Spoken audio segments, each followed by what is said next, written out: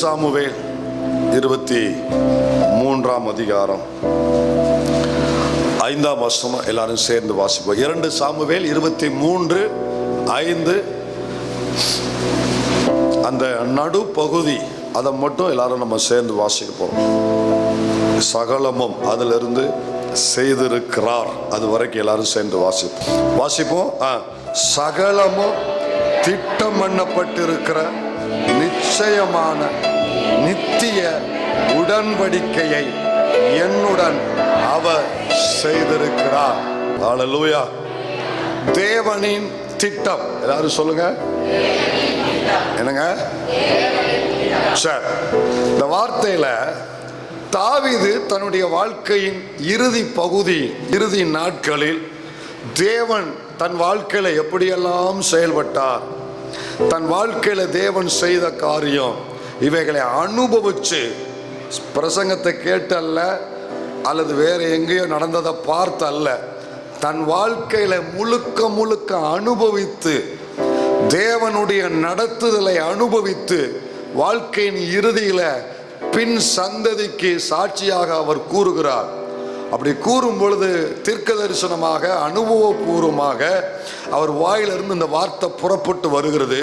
அது என்ன வார்த்தைனா, சகலமும் திட்டம் பண்ணப்பட்டிருக்கிற நிச்சயமான, வசனம் போடுங்க, நிச்சயமான நித்திய உடன்படிக்கையை என்னுடன் அவர் செய்திருக்கிறார்.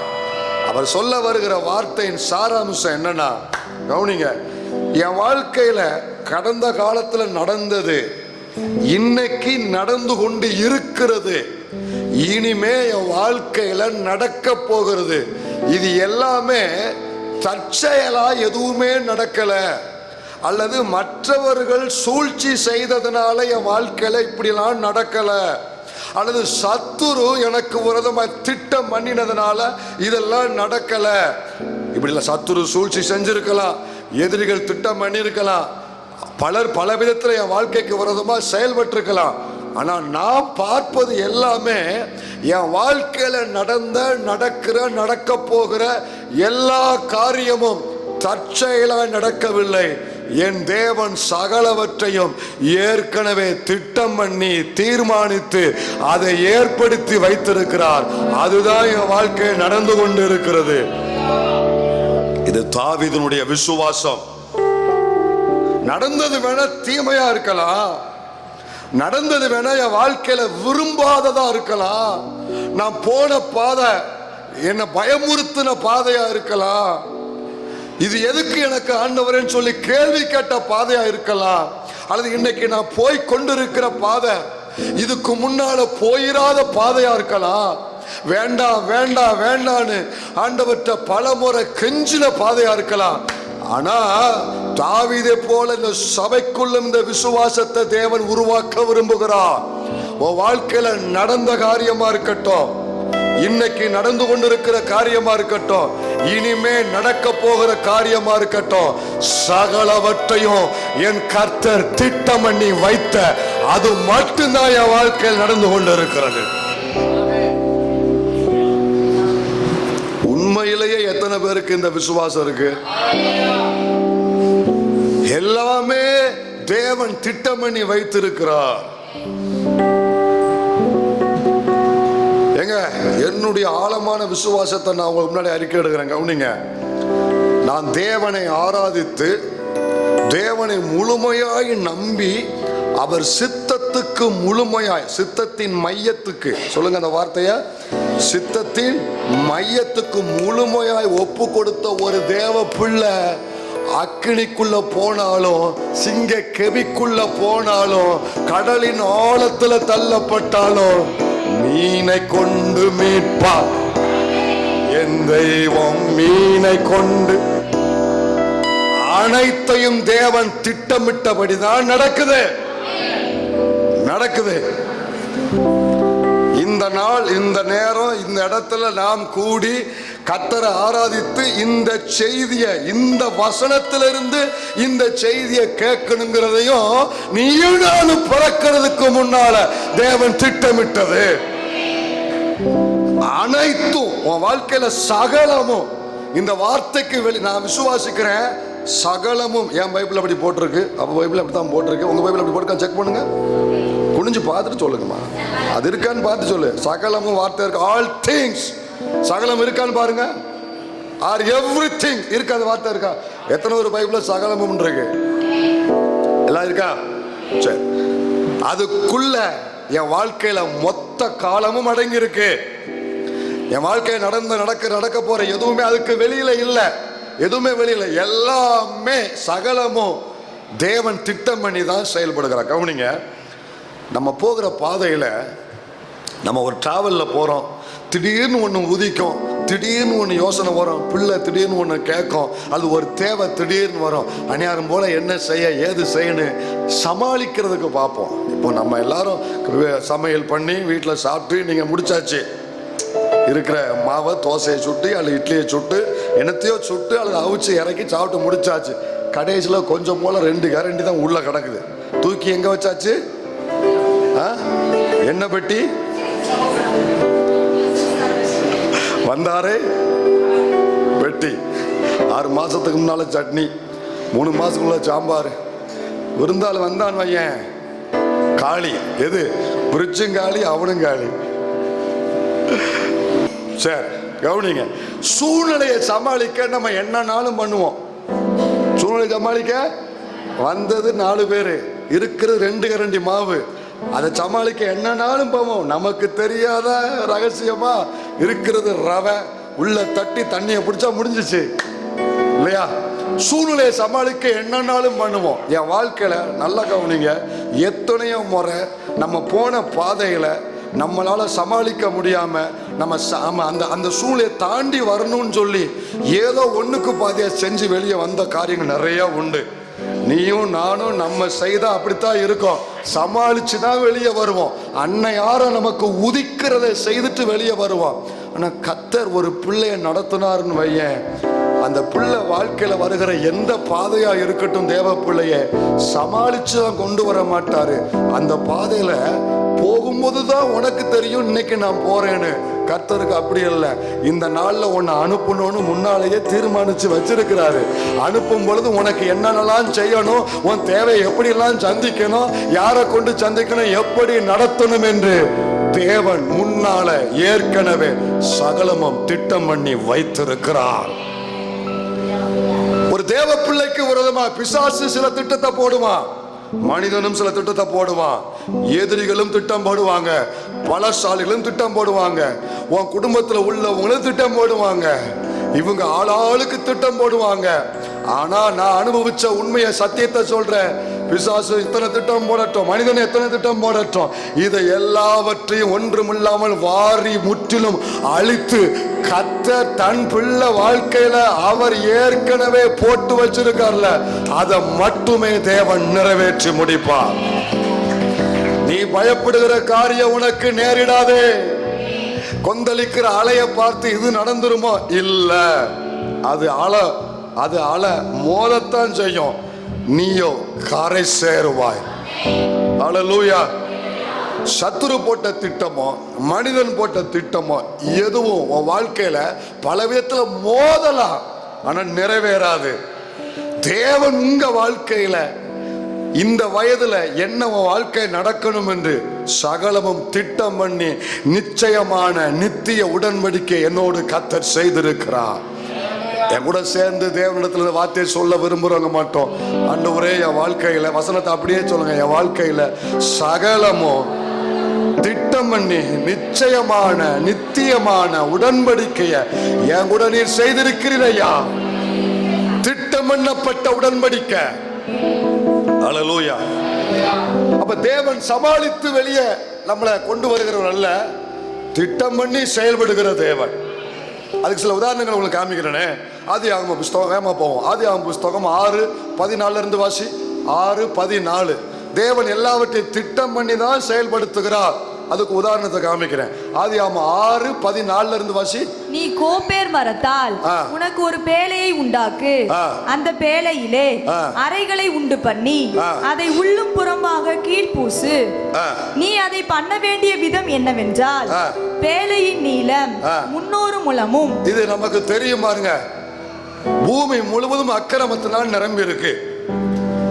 இதுக்கு முன்னால இல்லாத அளவுக்கு பூமியில பாவம் பெருகி இருக்கு. இப்போ கர்த்தர் பூமியை அழிக்கும்படி ஒரு திட்டம் பண்ணுகிறார். அதே சமயத்துல அந்த அழிவுல, அந்த ஜலப்பிரளயத்துல தனக்கு பயந்திருக்கிற ஒரு மனிதனை தேவன் கண்ணோக்கி பார்க்கிறார். நோவாவுக்கோ கர்த்தருடைய கண்களில் கிருபை கிடைத்தது. அந்த நோவாவை கவனிங்க, பூமி அழிய போகுது, உலகத்தை கர்த்தர் அழிக்க போகிறார். அதே சமயத்துல தனக்கு பயந்த ஒரு பிள்ளைய தேவன் பாதுகாக்கிறார். எத்தனை முறை நம்ம பக்கத்து வீட்டுக்கு வந்த மரணம் உன் வீட்டை எட்டாம இருந்துச்சு பார்த்தியா? காரணம் என்ன தெரியுமா? உன் மேல இருக்கிற கர்த்தரின் கிருபை பெருசு. தேவ பிள்ளைய உலகத்தை அழிக்கும்படி தேவன் திட்டம் போட்டாலும் அந்த திட்டத்துக்குள்ள தேவன் இன்னும் ஒரு திட்டத்தை வைத்திருந்தா, தன் பிள்ளையை பாதுகாக்க வேண்டும், தனக்கு பயந்த பிள்ளையை பாதுகாக்க வேண்டும், சத்தியத்தில் நடக்கிற பிள்ளையை பாதுகாக்க வேண்டும், அவரை ஆராதிக்கிற பிள்ளையை பாதுகாக்க வேண்டும். அல்லேலூயா. அவனுக்கு நடக்கிறது உனக்கு நடக்காது, அங்க நடந்தது உனக்கு வராது. ஒருவேளை அவர்களுக்கு வந்த வியாதியே உனக்கு வந்திருக்கலாம், அதே சிம்டம்ஸ் உனக்கு இருக்கலாம்.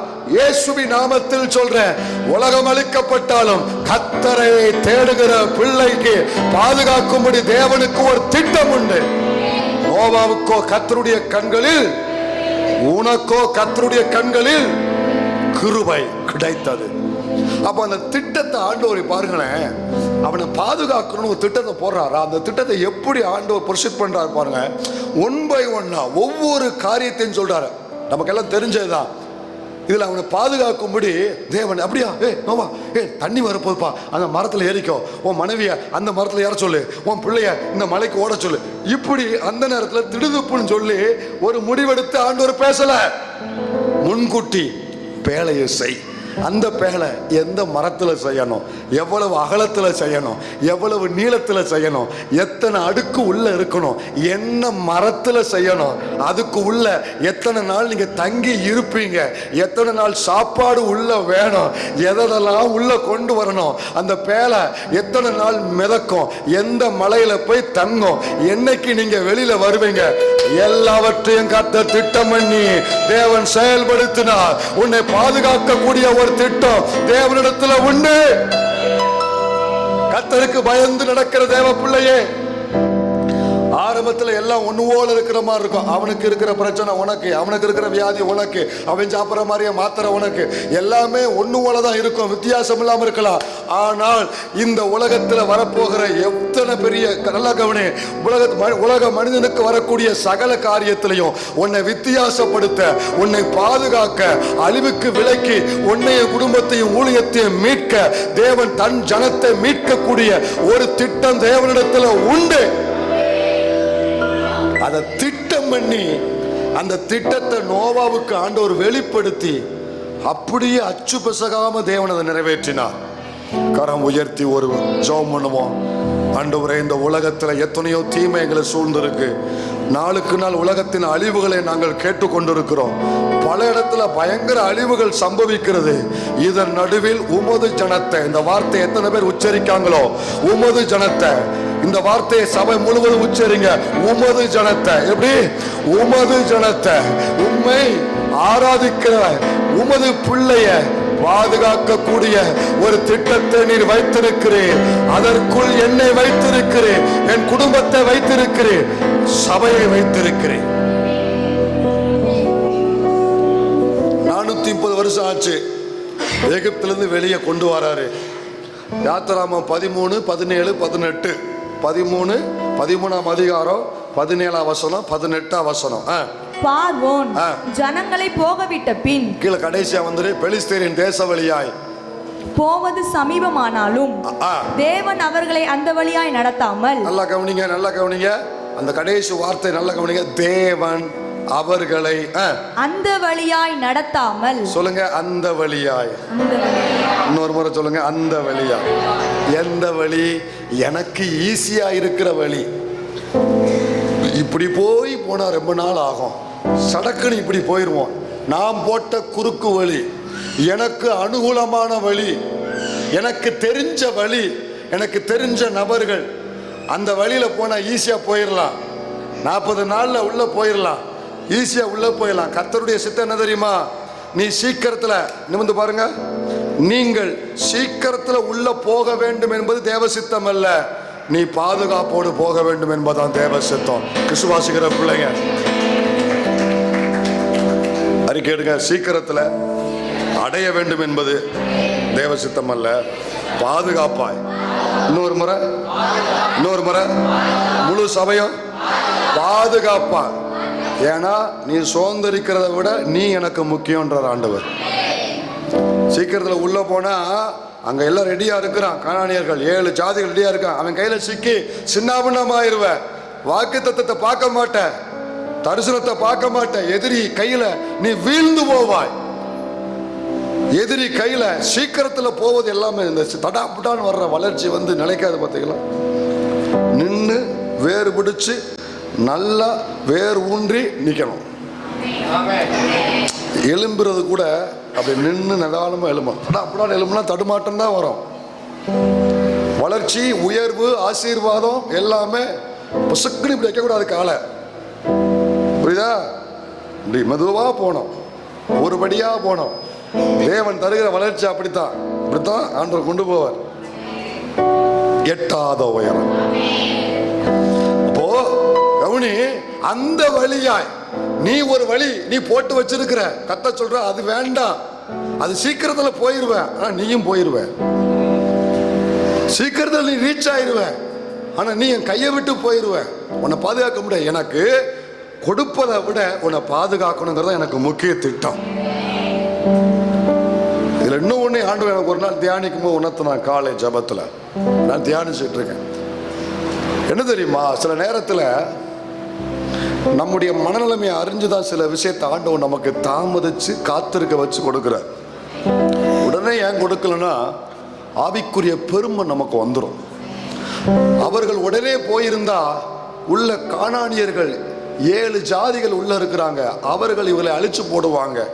உங்களுக்கு எனக்கு சில விஷயம் உடனே நடந்தா அந்த கானானியர்களை போல உள்ளுக்குள்ள சில குணங்கள், தேவையற்ற ஆவிக்குரிய பெருமைகள், ஆவிக்குரிய மேட்டிமைகள், இந்த எதிரி உள்ள எழும்பி வந்துருவான். இவன் உன்னை அழிச்சிருவான். இந்த ஆவிக்குரிய எதிரி உன்னை அழிச்சிருவான். அவர்கள் சீக்கிரம் போயிருந்தா அந்த எதிரிகள் இவர்களை அழிச்சிருப்பாங்க. நீ நினைக்கிறபடி அன்னைக்கே இது நடந்திருந்தா உனக்குள்ள நம்ம ஜெயிச்சிட்டோம், நம்ம வாங்கிட்டோம், நம்ம திறமையில எல்லாமே நடந்துருச்சு, நம்ம இவ்வளவு போராடி பிரயாசப்பட்டெல்லாம் நடந்துருச்சு அப்படின்னு உன்னுடைய ஆவிக்குரிய பெருமை ஒண்ணு அழிச்சிடும். நீ அழியக்கூடாது, நீ பாதுகாப்பா இருக்கணும், நீ கர்த்தருக்கு முக்கியம், நீ தேவனுடைய திட்டத்துக்கு உரியவன் என்பதனால உன் மேல கர்த்தருக்கு ஒரு தனி அக்கறையும் முழு கவனமும் இருப்பதனால உன்னை பாதுகாப்பதற்காகத்தான் இத்தனை தாமதங்கள் என்பதை நீ மறக்காத. வாழ்க்கையில சகலமும் எல்லாமே தாமதமா இருக்கா? எத்தனை பேர் கூட இருக்கீங்க? வாழ்க்கையில விரும்புற எல்லாமே தாமதமா இருக்கு பாஸ்டர். இந்த 15 பேர் தானா? கை வைத்தன அத்தனை பேர் சொல்றேன், நீ கர்த்தரின் பாதுகாப்பின் வட்டத்துக்குள்ள இருக்கிற. எதெல்லாம் தாமதமா இருக்கோ நீ கர்த்தரின் பாதுகாப்புக்குள்ள இருக்கிற. அந்த வழியாய் போக நடத்தாமல் வனாந்தர வழியாய் ஜனங்களை சுற்றி போக பண்ணினா. அப்படிங்க விஷயத்துக்கு வர ஆண்டவர் அவர்களை அங்கிருந்து வெளியே கொண்டு வரணும். நீண்ட தூரம், பல வருஷ பிரயாணம், பெருங்கூட்டம், இவர்களை வழி நடத்தணும். எப்படி நடத்த அப்படின்னு ஆண்டவர் அந்த நேரத்தில் ஒரு முடிவெடுத்து இதை செய் அதை பண் அப்படின்னு தேவன் எதையுமே அப்படி செய்யவில்லை, திடீரென்று செய்யவில்லை. அவன் போறது வனாந்தரன்னு கர்த்தருக்கு தெரியும். நீ போய் கொண்டிருக்கிற பாதையில எந்த மனிதன் உனக்கு உதவி செய்ய மாட்டான்னு கர்த்தருக்கு தெரியும். இது தேவை நிறைந்த நாட்கள், மாதங்கள், மனிதர்கள் உதவி உனக்கு நின்று போய் விட்டது என்பது கர்த்தருக்கு தெரியும். நீ போற பாதை கடினமான பாதைன்னு கர்த்தருக்கு தெரியும். நல்ல கவனி தேவ பிள்ளையே, இந்த வனாந்தரத்துல, ஆள் இல்லாத வனாந்தரத்துல, உதவி வராத வனாந்தரத்துல தேவன் உன்னை கொண்டு போறாருன்னா ஞாபகம் வச்சுக்கோ, சகலமும் திட்டம் பண்ணி செயல்படுகிற தேவன், சகலமும் திட்டம் பண்ணி செயல்படுத்துகிற ஆண்டவன். போற வனாந்தரத்துல உன்னை பாதுகாக்கும்படி தேவனுக்கு ஒரு திட்டம் உண்டு. உன் தேவையை சந்திப்பதற்கு தேவனுக்கு ஒரு திட்டம் உண்டு. மன்னாவை கொடுப்பது தேவ திட்டம். அல்லேலூயா. மன்னாவை கொடுக்கணும், மேக ஸ்தம்பத்தை அனுப்பணும், கண்மலையை பிளந்து தண்ணீரை கொடுக்கணும், இந்த பிள்ளைகளை எதிரிகள் தாக்காதபடி பாதுகாக்கணும். ஒவ்வொன்றையும் எத்தனை வருஷம் போகணும், எங்கெங்கெல்லாம் போகணும், எப்போ உள்ள போகணும், எல்லாவற்றையும் தேவன் முன்கூட்டியே திட்டம் பண்ணி தீர்மானித்து தேவன் செயல்படுத்தினார். நீங்க போற பாதையில உங்கள் தேவைகள் சந்திப்பதற்கு, உங்களை பாதுகாப்பதற்கு, உங்கள் குடும்பத்தை பாதுகாப்பதற்கு தேவ பிள்ளையே திடீரென்றல்ல, ஏற்கனவே தேவன் திட்டம் போட்டு வைத்திருக்கிறார். கை உயர்த்தி, நோவாவின் காலத்தில் இருந்தது போல பாதுகாப்பவும் திட்டம் இடத்தில் உண்டு, என் தேவையை சந்தித்து நடத்துவதும் உடைய திட்டத்தில் உண்டு. அல்லேலூயா. சங்கீதம் 74:17. சங்கீதம் 74:17. பூமியின் எல்லைகளை எல்லாம், மறுபடி பூமியின் எல்லைகளை எல்லாம். என்னங்க எல்லாரும் சேர்ந்து சொல்லுங்க இந்த வசனத்தை. ERV எடுங்களேன், ERV எடுங்க. பூமியின் எல்லைகளை எல்லைகளை எல்லாம். கீழே ERV வாசிங்க. பூமியில் உள்ள ஒவ்வொன்றுக்கும் நீர் எல்லையை வகுத்தி, எல்லையை வகுத்தி நீர் கோடையையும் குளிர்காலத்தையும் உண்டாக்கினீர். இப்போ நம்ம பைபிள்ல இருக்க வாசிங்க. பூமியின் எல்லைகளை எல்லாம் திட்டம் பண்ணினீர். என்னங்க திட்டம் பண்ணினீர். தேவ பிள்ளையே, இந்த ஆண்டவர் இந்த உலகத்தை படைக்கும் பொழுது, வானம் பூமி, வானத்தில் உள்ளவைகள் பூமி உள்ள படைக்கும் பொழுது எது எது எங்க இருக்கணும் அப்படிங்கிறத முன்னாலேயே திட்டம் பண்ணி அதை அங்கங்க வச்சிருக்காரு.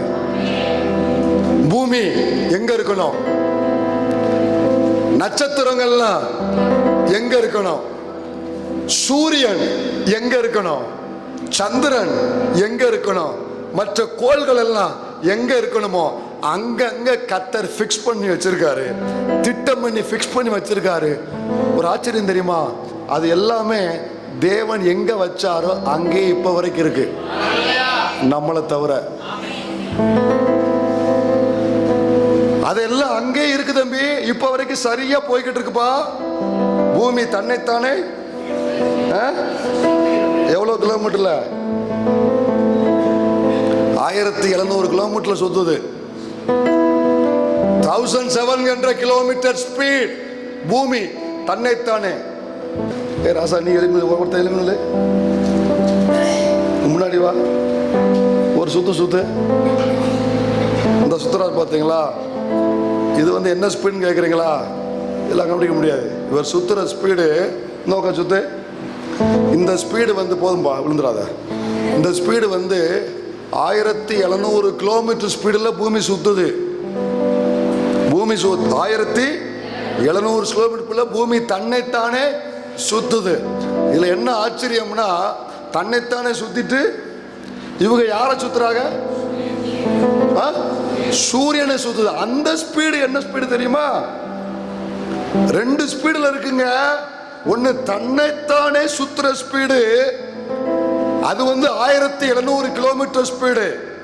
தன்னைத்தானே சுத்திட்டு சூரியனை சுத்தி வருது பாருங்க, அந்த ஸ்பீடு 1,07,208 கிலோமீட்டர். 2 பேர் வா, 2 பேர் வா, நீ நடுவில் நில்லு.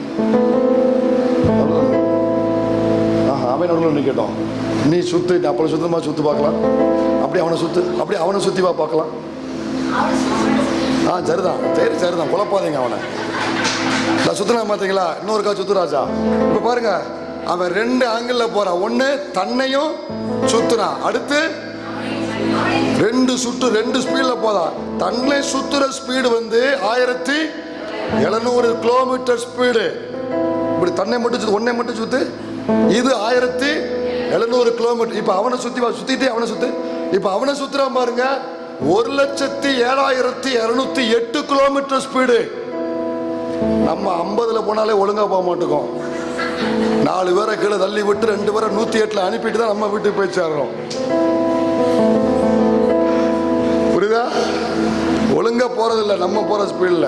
இதை எதுக்கு சொல்றோம்னா, உலகம் உண்டான முதல் நாள்ல இருந்து இந்த ஃபங்க்ஷன் வந்து 6000 வருஷமா இப்ப வரைக்கும் நிற்காம எந்த சேதமும் இல்லாம நடந்து கொண்டே இருக்கு. இந்த பூமி இருக்கு பாருங்க, கொஞ்சம் அங்கிட்டு போனா, கொஞ்சம் அங்கிட்டு போ, ஒரு பாயிண்ட் அங்கிட்டு போனா பூமி சாம்பல் ஆயிரும். கொஞ்சம் இங்கிட்டு வா, ஒரு பாயிண்ட் இங்கிட்டு வந்தா ஃப்ரீஸ் ஆயிரும். இந்த ரெண்டும் இயங்காம அதன் வட்டத்துல உலகம் உண்டான முதல் நாள்ல இருந்து 6000 வருஷமா எந்த இன்ஜினியரும் இல்லாம, எந்த ஃபங்க்ஷன், எந்த மோட்டாரும் உள்ள இல்லாம அது இயங்குதுன்னா தேவன் திட்டம் பண்ணி இருக்கிறார், தேவன் நிலைநிறுத்தி இருக்கிறார். கைதட்டி கர்த்தருக்கு மகிமை. நான் என்ன சொல்றேன், இது கொஞ்ச நாள்ல இந்த பூமி வானம் எல்லாமே ஒளிஞ்சு போகக்கூடியது. இதுக்கே தேவன் ஒரு திட்டம் பண்ணி அதை ஃபங்க்ஷன் ஆக்குவார்னா, அவர் சாயல்ல படைக்கப்பட்ட நீங்க, அவர் ரத்தத்தினால் மீட்கப்பட்ட நீங்க, உன்னை குறித்து சகலவற்றையும் தேவன் திட்டம் பண்ணிதான் அவர் உன்னை வழி நடத்துகிறார். தேவன் அனுமதிக்காம, தேவன் திட்டம் இல்லாம எதுவும் வாழ்க்கையில வரல. நடந்தது எல்லாம் தேவன் திட்டத்துக்குள்ள இருக்கு, நடக்கிறதும் தேவ திட்டத்துக்குள்ள இருக்கணும். நீ இந்த பாதையெல்லாம் வரணும், இந்த நிந்தனை எல்லாம் சுமக்கணும், இந்த வேதனை எல்லாம் அனுபவிக்கணும், இந்த கண்ணீர் எல்லாம் வடிக்கணும், இந்த பாதையில கடந்து போனோம், எல்லாம் தேவன் திட்டம் பண்ணினது. நீ விரும்பினது ஒண்ணு, ஆனா இன்னைக்கு வாழ்க்கை நடக்கிறது இன்னும் ஒன்று. நீ ஒரு சப்ஜெக்ட் எடுக்க நினைச்சிருப்ப, ஆனா இப்ப வேற ஒரு சப்ஜெக்ட் எடுத்து படிச்சுக்கிட்டு இருக்க. நீ ஒரு ஃபீல்டுக்கு போக நினைச்ச, இப்ப வேற ஒரு ஃபீல்ட்ல இருக்கிற. நீ ஒரு படிப்பு படிச்ச, ஆனா படிப்புக்கு சம்பந்தம் இல்லாத இடத்துல போய் இப்ப உட்கார்ந்து இருக்கிற. ஏதோ உன் வாழ்க்கையில நீ விரும்பாதது, நீ திட்டம் போடாததா இருக்கலாம், ஆனா கர்த்தரின் வேதத்தை கையில வச்சு சொல்ற, அனைத்தையும் தேவன் திட்டம் பண்ணி உன் வாழ்க்கையில நடப்பிக்கிறார். ஹல்லேலூயா. எத்தனை பேர் நம்புறீங்க? ஓப்பனா சொல்லணும், உண்மையை சொல்லணும், ஓப்பனா சொல்லணும். நான் போட்ட திட்டம் எதுவுமே நடக்கல, சம்பந்தமில்லாமத்தான் என் வாழ்க்கையில் எல்லாமே நடக்கு. கையை உயர்த்தி காமிங்க. 100% தேவ திட்டத்துக்குள்ள நீ இருக்கிற, 100% தேவ திட்டத்துக்குள்ள இருக்கிற. புரியுதா? விசுவாசிக்கிறீங்களா? நல்லா கவனி. யோபு சொல்றாரு 23:14, யோபு 23:14, எனக்கு குறித்திருக்கிறதை, எனக்கு குறித்திருக்கிறதை அவர் நிறைவேற்றுவார், அவர் நிறைவேற்றுவார். இத்தனை ஆண்டு நிறைவேற்ற கண்களால பார்த்தேன். அதே சமயத்துல இனி வரப்போற நாட்களிலையும் இப்படிப்பட்டவைகள் அதிலேதான் இருக்கு. இப்படிப்பட்டவைகள் இன்னும் அநேகம் அவரிடத்தில் உண்டு. கை உயர்த்தி என் கூட கர்த்தரை மகிமைப்படுத்துகிறவர்கள், தேவ பிள்ளையே, உனக்கு கர்த்தர் குறித்திருக்கிறது, மனுஷன் குறித்தது அல்ல. அது ஆண்டவர் எப்ப வெட்டணுமோ அப்ப வெட்டி எறிவாரு. பிசாசு போட்டு இருக்கிறது அல்ல, அதை எப்ப உடைச்சு நிர்மூலமாக்கணுமோ அப்ப உடைச்சு நிர்மூலமாக்குவாரு. முதல் அதிகாரத்துல பிசாசு ஒரு திட்டம் போட்டா, அழிச்சிடணும், ஒண்ணுமில்லாம ஆக்கிரணும், கர்த்தரை விட்டு பிரிச்சிடணும், விசுவாசத்தை உடைச்சிடணும். பிசாசு திட்டம் போட்டா. உங்களை பார்த்து ஒரு கேள்வி கேட்கிறேன், முடிவுல பிசாசு திட்டம் நிறைவேறிச்சா? விட மாட்டாரு. மனிதர்களும் பல திட்டம் போட்டாங்க. உங்களை பார்த்து கேட்கிறேன், மனிதர்கள் போட்ட திட்டம் அங்க நிறைவேறிச்சா? ஆனா எனக்கு குறித்திருக்கிறத அவர் நிறைவேற்றினார். உன் வாழ்க்கையில பிசாசு 1000 போடலாம், ஒண்ணுமில்லாம போகும். மனுஷன் இன்னும் ஒரு 1000 போடலாம், ஒண்ணுமில்லாம போகும். கர்த்தர் குறித்திருக்கிறது நிறைவேறும். ஹல்லேலூயா. நீ இந்த ஊர்ல இருக்கணுங்கிறது தேவன் திட்டம். வேண்டாம் வேண்டாம், கட்டினா எவனாலும் கட்டுவேன், இவனை கட்டவே மாட்டேன், கடல கால அவனைத்தான் கட்டிட்டு வந்திருக்க. அது தேவ திட்டம். இவளா என் பிள்ளை என் வயிற்றுல பிறந்தா? தேவ. உனக்கா நான் பிள்ளையா பிறந்தேன்? தேவ. புரியுதா? எல்லாம் தேவ திட்டம். விசுவாசிக்கிற, அபிஷேகம் பெற்ற, கிருபை பெற்ற, சித்தத்தை கொடுக்கிற அத்தனை பிள்ளை வாழ்க்கையிலையும் நடக்கிறது தீமையா இருக்கலாம், ஆனா நன்மைக்கு ஏதுவாக தேவ திட்டத்தின்படி நடக்கிறது. ஒரே ஒரு பாயிண்ட்ல என் செய்தியை முடிச்சிருந்தேன். நல்லா கவனி. திட்டம் போட்டிருக்காரு, ஒரு நாள் நிறைவேற போகுது. இதுக்கு இடையில அது நிறைவேறணுமா? அவர் குறித்தது நிறைவேறணும் விரும்புறவங்க எத்தனை பேர் உள்ள இருக்கிறீங்க? அப்ப அவர் குறித்தது நிறைவேறணும்னா அவர் போட்ட பாதையில போனோம். இஷ்டத்தின்படி நான் இங்கிட்டு தான் போவேன், நான் இப்படித்தான் போவேன்னா அது நிறைவேறாது. வேற ஏதாவது ஒண்ணு நிறைவேறி அப்சலோம் மாதிரி அந்தோ கதியா இருப்பேன். அதனால தேவன் குறித்தது நிறைவேறணும்னா தேவன் அதுக்குன்னு ஒரு பாதையை போட்டிருக்காரு. அந்த பாதையில போனாதான் அவர் குறித்திருக்கிறத நிறைவேறும். விசுவாசிக்கிறீங்களா? இப்ப அந்த பாதை எப்படி இருக்குன்னு சொல்றேன். அந்த பாதையில தேவனுடைய காரியத்தை சொல்றேன். 105ஆம் சங்கீதம் 17-19 வரைக்கும் தேவன் குறித்திருக்கிறத நிறைவேற்றுவதற்கு அவர் நியமித்த பாதை எப்படி இருக்கும்னா, யோசேப்பு வாழ்க்கையில இருந்து ஒரே ஒரு குறிப்பை மட்டும் சொல்றேன். அவர்களுக்கு முன்னாலே ஒரு புருஷனை அனுப்பினார். அந்த புருஷன் பேர் என்னமா? யோசேப்பு. யோசேப்பு சிறையாக விற்கப்பட்டான். அவன் கால்களை விலங்கு போட்டு ஒடுக்கினார்கள். என்னங்க கால்ல என்ன போட்டிருந்தது? ஏங்க பலவர்ண அங்கி போட்டவன் கால்ல இப்ப என்ன இருக்கு? சத்தமா சொல்லுங்க. பலவர்ண அங்கி போடப்பட்டவன் மேல இப்ப கால்ல விலங்கு போடப்பட்டிருக்கு. கைதி கையிலையும் காலையும் விலங்கு போடப்பட்டிருக்கு. அவன் பிராணன் இரும்பில் அடைப்பட்டிருந்தது. அடுத்த வசனம், கர்த்தர் சொன்ன வார்த்தை நிறைவேறும் அளவும். அந்த பாதை எதுக்குன்னா, அந்த விலங்கு, இரும்பு, காவல், இருள் இதெல்லாம் எதுக்குன்னா, கர்த்தர் சொன்ன வார்த்தை, அவர் குறித்த காரியம், அவர் போட்ட காரியம் நிறைவேறுவதற்காக அந்த விலங்கு, அந்த இரும்பு, அந்த காவல் விசுவாசிக்கிற தேவ பிள்ளை. பாதை வேதனையா இருக்கும்.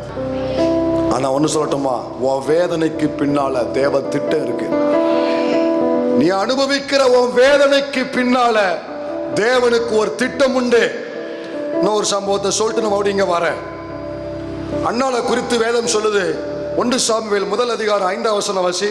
1 சாமுவேல் 1:5. அன்னாளை சிநேகித்தபடியினால் அவளுக்கு இரட்டிப்பான பங்கு கொடுப்பான். அடுத்த வார்த்தை, கர்த்தரோ, அதான் முக்கியம், கர்த்தரோ அவள் கற்பத்தை அடைத்திருந்தாள். அவள் கற்பம் அடைக்க எல்லாருக்கும் திறந்திருக்கு. ஆனா இவளுக்கு மட்டும், எல்லாருக்கும் கிடைக்க, ஆனா இவளுக்கு மட்டும், எல்லாருக்கும் நடக்க, ஆனா இவளுக்கு மட்டும் நடக்க மாட்டேங்க. இன்னும் சொல்ல போனா எல்லாருக்கும் ஈஸியா நடக்கு, இவ எவ்வளவு கஷ்டப்பட்டாலும் நடக்க மாட்டேங்க. எல்லாருக்கும் ஒரே ஜபத்துல நடந்துருது. ஆனா இவ பல வருஷமா பல உபவாச ஜபத்துல இவ ஜெபிச்சு இவளுக்கு என்ன செய்யல, நடக்கல. கர்த்தரோ அவள் கற்பத்தை அடைத்திருந்தார். அதனால அவளுக்கு அடுத்த வசனம் சொல்லுது, கர்த்தர் அவள் கற்பத்தை அடைத்தபடியினால் அவளுடைய சக்கலத்தை அவள் துக்கப்படும்படியாக. துக்கம், விசனம். அதுக்கு அடுத்த வசனம், அவள் கர்த்தருடைய ஆலயத்திற்கு போகும் சமயத்தில் அவள் வருஷந்தோறும். நல்ல கவனிங்க, துக்கம், விசனம். அது சொல்லப்பட்டிருக்கு மனமடிவு. கடைசி சொல்லப்பட்டிருக்கு அழுது கொண்டிருந்தாள். எத்தனை காரியம்? துக்கம், விசனம், மனமடிவு, அழுது கொண்டிருந்தாள்.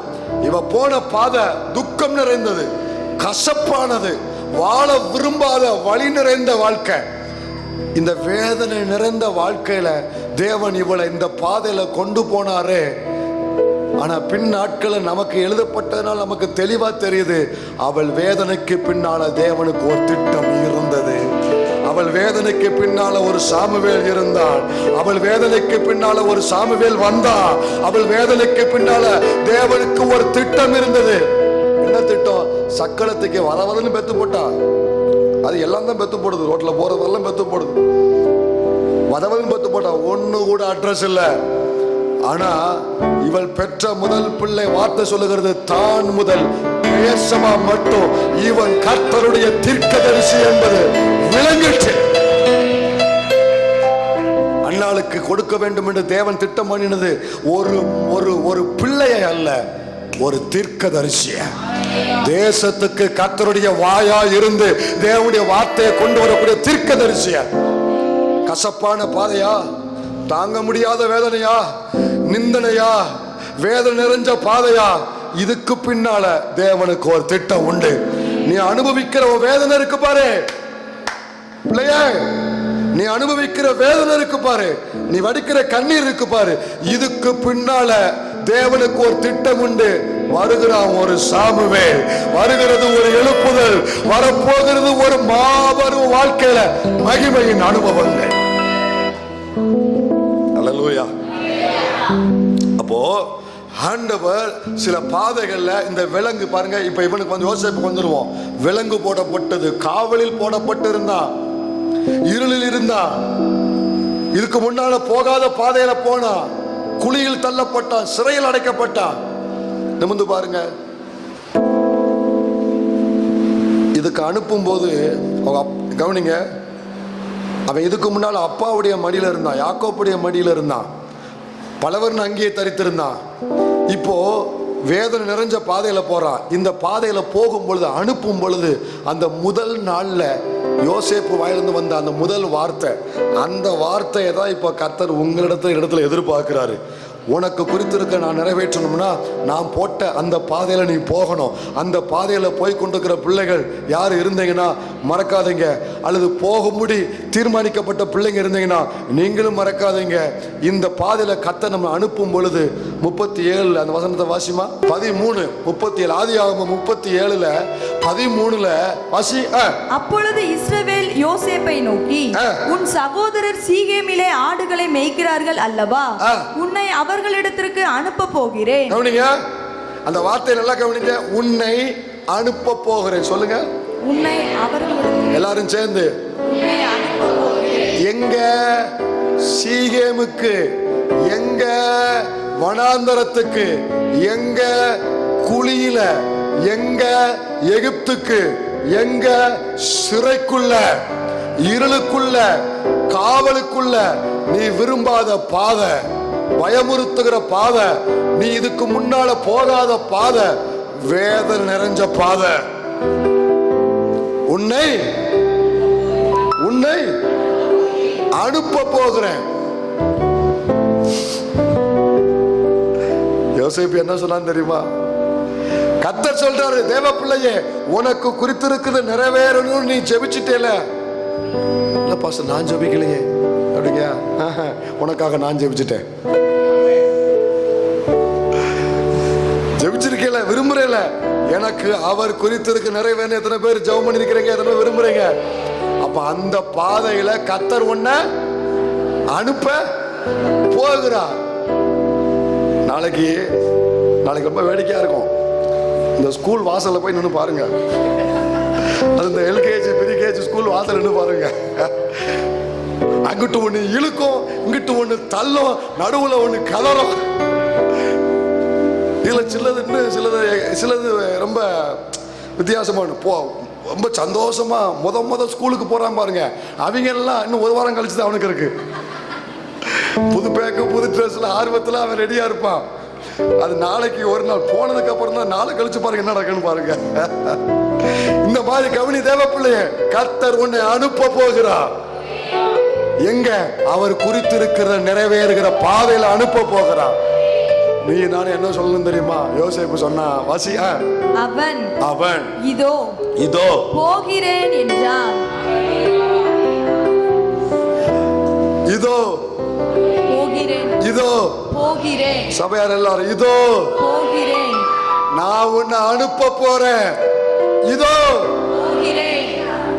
அவன் போனா, அவன் கண்ணுக்கு தெரிஞ்சது குழி, சிறை. ஆனால் தேவன் திட்டம் பண்ணி வைத்திருந்தது சிங்காசனம். இதை கடந்த பின்பு கர்த்தர் அந்த சிங்காசனத்தில் அமர வைத்தாரு. அன்னைக்கு அவன் சொல்லியிருக்கான், அன்னைக்கு அவனுடைய சந்ததிக்கு அவன் சொல்லியிருப்பான், அன்னைக்கு கர்த்தர் என்னை அனுப்பும் பொழுது இதோ போகிறேன் வந்தேன், எனக்கு குறித்திருக்கிறத அவர் நிறைவேற்றி முடிச்சிருக்கிறார். சகலமும் திட்டம் பண்ணி தீர்மானித்து நிறைவேற்றி முடிக்கிறாரு. இந்த பாதையில ஒரு 3 வார்த்தையை மட்டும் நீங்க மறந்துடாதீங்க. கர்த்தர் உன்னை அனுப்புற பாதையில, அவர் குறித்திருக்கு நிறைவேறும்படி உன்னை அனுப்புகிற பாதையில ஒரு 3 வார்த்தையை சபையார் யாருமே மறக்க கூடாது. நம்பர் 1, உன் பலனை அவர் அறிந்திருக்கிறார். நம்பர் 2, உன் பாதையில் அவர் கூட இருக்கிறார். நம்பர் 3, உனக்கு பிரதிபலனை அவர் வைத்திருக்கிறார். எல்லாரும் சேர்ந்து சொல்லு, உன் பலனை அவர்.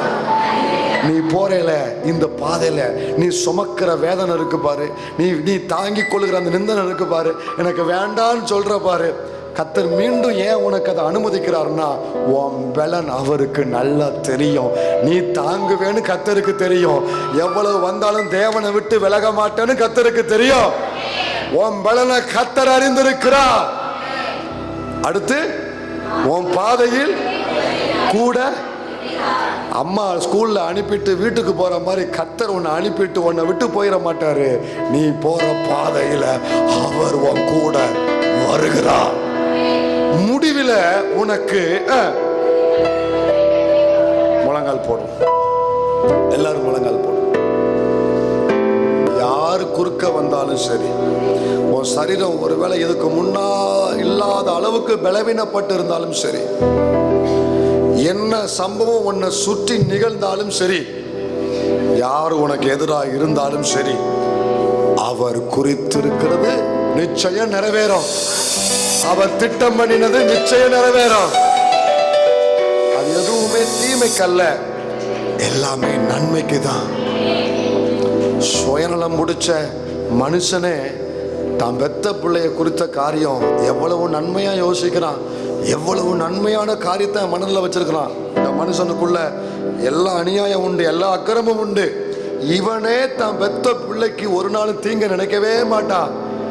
தான் பெத்த பிள்ளைய குறித்து அவ்வளவு நன்மையான காரியத்தை மனுஷன் தீர்மானிச்சிருப்பான். யாரு?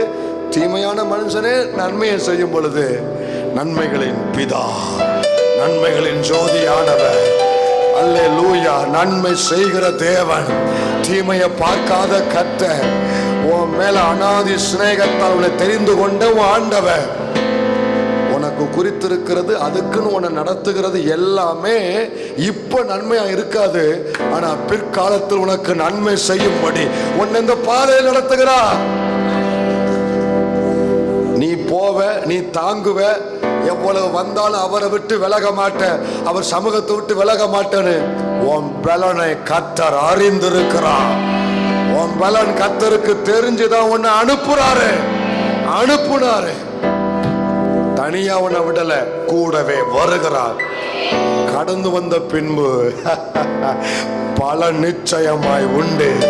இதற்கான பிரதிபலன் நிச்சயமாய் உண்டு. இந்த வார்த்தைகளை, இந்த சத்தியங்களை, இந்த ஆசீர்வாதத்தை இந்த சபையில் உள்ள ஒவ்வொரு பிள்ளைகள் மேல் வைத்து நான் ஜெபிக்கிறேன். ஆம் என்றும் ஆமேன் என்றும் நிறைவேறுவதாக நீர் அதை நிறைவேற்றி மகிமைப்படும். இயேசுவின் நாமத்தில் பிதாவே, ஆமென்.